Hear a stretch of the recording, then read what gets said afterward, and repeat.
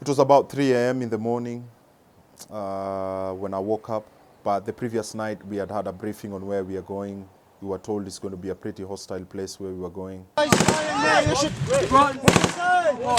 So it was a heavy firefight for almost 2 hours, and until when we had air support from the Americans.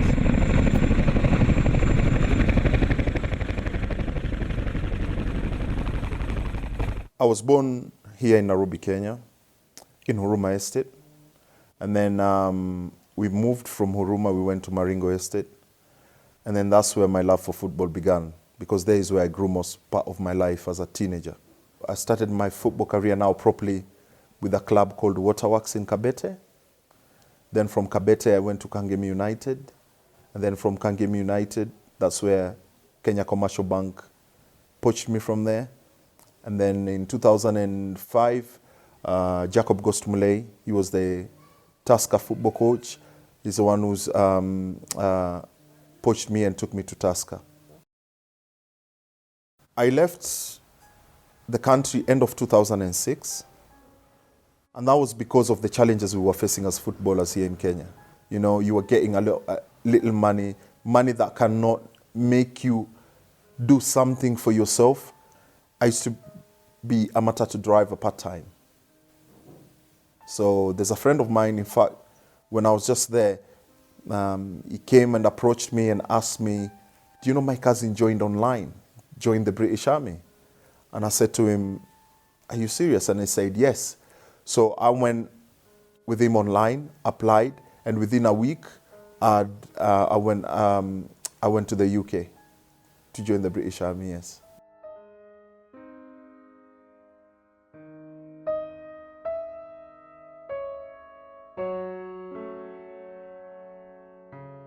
I knew I was going to join an army, but my main focus was how to improve my life.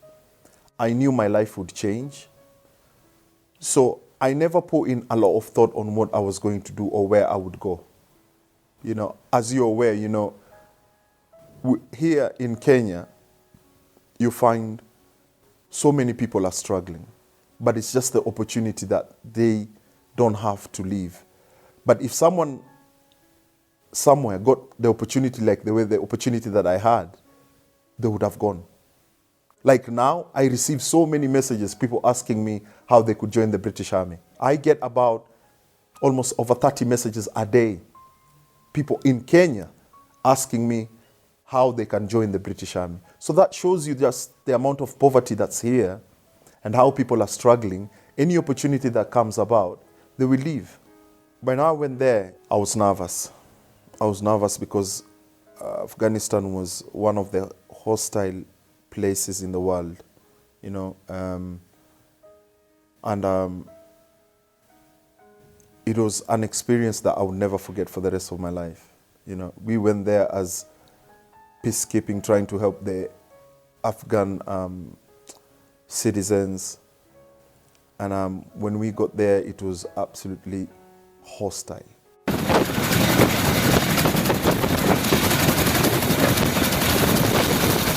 But the person who trained me to join the army, that was my section commander.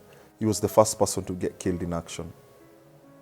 You know, and he was in a different area than I was, but I got the message that he was the first person to get killed, which really struck me really hard, because he was like a father figure to me.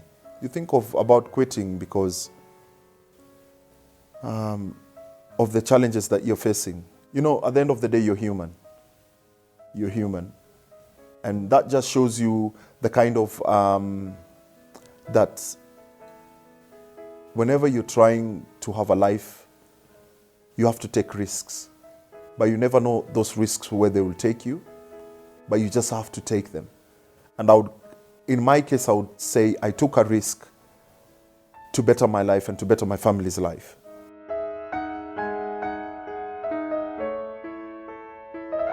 It was about 3 a.m. in the morning when I woke up. But the previous night, we had a briefing on where we are going. We were told it's going to be a pretty hostile place where we were going.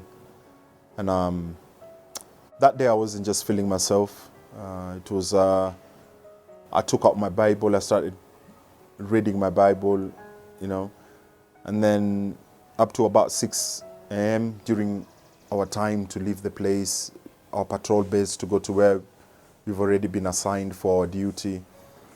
And one of my friends just came and asked me, did you ever think that you're going to be in this situation? Having played football in Kenya for 2 good clubs, Kenya Commercial Bank and Tusker Football Club, and I said to him, no. But I didn't realize why he was asking me that. He was asking me that because he knew I was panicking. During the whole day was quiet, up to about 6:30 in the evening, where we got ambushed by the Taliban. So it was a heavy firefight for almost 2 hours, and until when we had air support from the Americans. They came and helped us with the situation. So when they did that, we were able to extract. So because I was the leading vehicle, about 50 meters from where we were, actually, and I drove over an ID, so that's a bomb. And from there, I can't remember anything. I just found myself in the UK in hospital. I couldn't tell until when I woke up. When I felt my back, I felt my left-hand side of my leg. My back was pretty damaged. I'd fractured 8 vertebrae on my lower lumbar spine.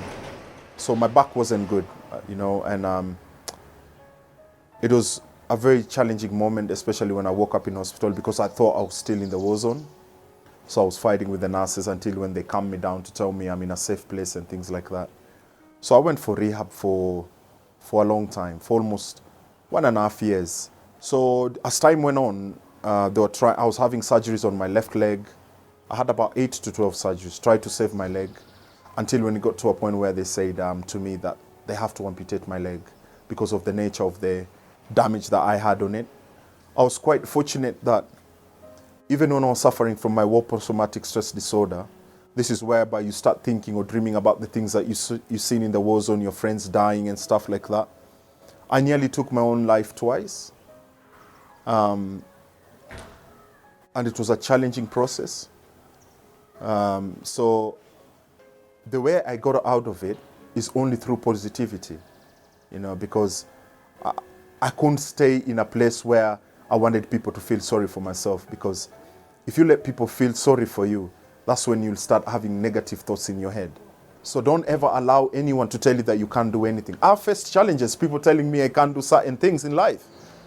But I never take a no for an answer. I'm a yes man.